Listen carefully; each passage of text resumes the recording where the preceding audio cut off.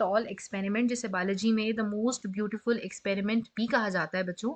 और ये वही एक्सपेरिमेंट है जिसे यूज़ करके चेक किया गया था कि जो डीएनए रेप्लिकेशन है वो सेमी कंजर्वेटिव मॉडल से रेप्लिकेट करता है, ठीक है। और इस एक्सपेरिमेंट को स्टार्ट करने से पहले मैं आपको एक चीज़ बस बता दूं कि इसमें जो बैक्टीरिया यूज़ हुआ था जिसके डीएनए के ऊपर इस एक्सपेरिमेंट को परफॉर्म किया गया था वो इकोलाई था, ठीक है। तो चलो बच्चों हम अपना एक्सपेरिमेंट स्टार्ट करते हैं। सबसे पहले जो साइंटिस्ट थे उन्होंने क्या किया कि उन्होंने एक ग्रोथ मीडियम लिया जिसके अंदर उन्होंने नाइट्रोजन 15 का आइसोटोप डाला। जैसे कि बच्चों आपको पता है कि जो डीएनए है वो नाइट्रोजनियस बेसिस से बना होता है, ठीक है।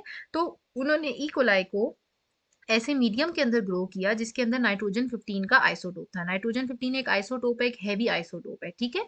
तो नाइट्रोजन का, तो ताकि जितने भी डीएनए स्ट्रैंड्स हैं उनके अंदर जो नाइट्रोजनियस बेसिस हैं उनमें नाइट्रोजन 15 चला जाए, ठीक है। तो इसने एक्सपेरिमेंट को कैसे बिगिन किया, bye growing E coli in a medium containing nitrogen 15, ठीक है। सारे जो ई कोलाई थे वो 20 मिनट्स में एक बैक्टीरिया जो है वो डिवाइड हो जाता है, ठीक है। तो आफ्टर 40 मिनट्स या आफ्टर 60 मिनट्स एक आवर के बाद multiple billion copies of DNA strands जो हैं वो बन चुकी थी। और तमाम डीएनए के अंदर जो है वो कौन सा नाइट्रोजन था, नाइट्रोजन 15। आपने ये बात याद रखनी है, ठीक है।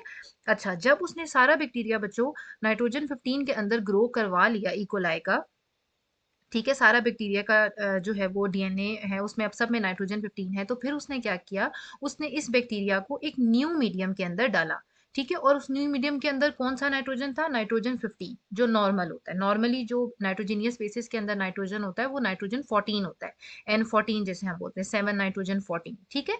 तो अब उस मीडियम के अंदर जो है वो डीएनए को डाल दिया, वही डीएनए जो पहले नाइट्रोजन 15 में ग्रो हुआ था, ठीक है। ताकि जितनी भी अब जो डीएनए सिंथेसिस हो उनके अंदर जो नाइट्रोजन आए वो नाइट्रोजन 15 आए, ठीक है। पहले उसने नाइट्रोजन 15 में ग्रो किया, फिर उसने नाइट्रोजन 14 में किया, ठीक है। फिर उसके बाद बच्चों उसने क्या स्टेप किया, उसने अल्ट्रा सेंट्रीफ्यूगेशन की। अल्ट्रा सेंट्रीफ्यूगेशन का मतलब होता है कि उसने डीएनए स्ट्रैंड्स को सेंट्रीफ्यूज किया हाई स्पीड पर, ठीक है। और इससे क्या हुआ बच्चों कि जब उसने हाई स्पीड पर इस टेस्ट ट्यूब को अल्ट्रा सेंट्रीफ्यूज किया, ये देखो हाई स्पीड में कर रहा है, तो स्ट्रैंड्स जो हैं, दो डीएनए स्ट्रैंड्स जो थे वो टेस्ट ट्यूब में सेटल हो गए। नीचे जो था वो हैवी बैंड आ गए, नाइट्रोजन 15 क्योंकि हैवी होता है, तो जितने डीएनए के अंदर नाइट्रोजन 15 इनकॉर्पोरेट था वो हैवी थे, भारी थे, तो वो टेस्ट ट्यूब के नीचे सेटल हो गए अल्ट्रा सेंट्रीफ्यूगेशन के बाद। और जो नाइट्रोजन 14 था उस जिन डीएनए के अंदर वो डीएनए लाइट थे, तो वो ऊपर top of the test tube settle हो गए, ठीक है। तो इससे पता चल रहा है कि जिन डीएनए में नाइट्रोजन 15 है वो नीचे है, और जिनमें हैवी है, लाइट है, वो ऊपर है, ठीक है।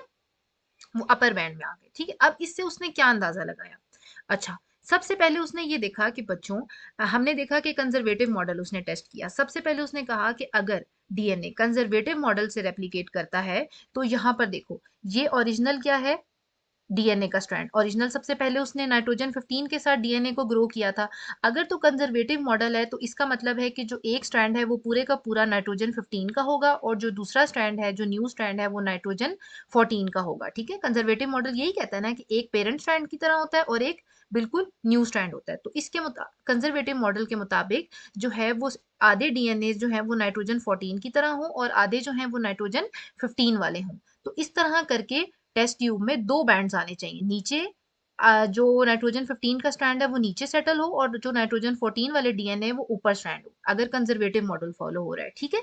तो उसने कहा कि अगर ऐसे आया तो फिर कंजर्वेटिव होगा, ठीक है। अब देखो अब वो क्या करेगा, उसने देखा कि 14 ऊपर आ गए, 15 ऊपर, ये कंजर्वेटिव मॉडल की प्रिडिक्शन है। लेकिन बच्चों जो एक्चुअल रिजल्ट आया उसमें क्या आया, हमारे पास वन इंटरमीडिएट बैंड, ये देख रहे हो, इंटरमीडिएट बैंड, ऐसा बैंड जो नाइट्रोजन 14 और 15 के बीच में सेटल हुआ, जिसमें नाइट्रोजन 14 का डीएनए भी था और नाइट्रोजन 15 का भी स्ट्रैंड था।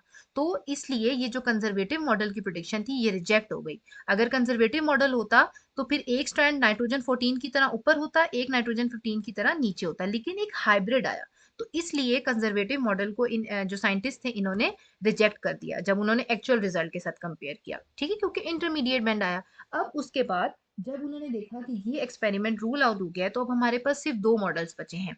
एक हमारे पास बचा है सेमी कंजर्वेटिव मॉडल, ठीक है, जिसमें एक ओल्ड स्ट्रैंड होता है, एक न्यू स्ट्रैंड होता है और एक हमारे पास होता है डिस्पर्सिव, जिसमें दोनों के मिक्सचर होते हैं। ठीक है, अब उसने कहा हम इन दोनों को चेक करते हैं कि अब इन दोनों में से कौन सा है। ठीक है, तो उसके लिए उसने क्या किया, उसने उन्हीं बैक्टीरियाज को दोबारा से रिप्रोड्यूस किया। ठीक है, और उसने देखा कि जब सेमी कंजर्वेटिव मॉडल फॉलो हो रहा है तो ये देखो, ये हाइब्रिड स्ट्रैंड है, इसमें आधा नाइट्रोजन 14 है, आधा नाइट्रोजन 15 है। ठीक है, तो अगर सेमी कंजर्वेटिव मॉडल है तो देखो जब ये स्ट्रैंड रेप्लिकेट होगा तो आधा ये पेरेंट वाला आएगा ब्लू और एक आधा न्यू आएगा, तो दोनों में नाइट्रोजन 14 होगा और एक में नाइट्रोजन 14, एक में नाइट्रोजन 15 होगा। ठीक है, तो इसके हिसाब से अगर सेमी कंजर्वेटिव मॉडल फॉलो हो रहा है तो कौन से बैंड्स आने चाहिए, एक हाइब्रिड ब्रांड आए जिसमें नाइट्रोजन 14 और 15 दोनों हो और एक 14 आए। ठीक है, ये प्रेडिक्टेड बैंड्स है अगर सेमी कंजर्वेटिव मॉडल हो रहा है।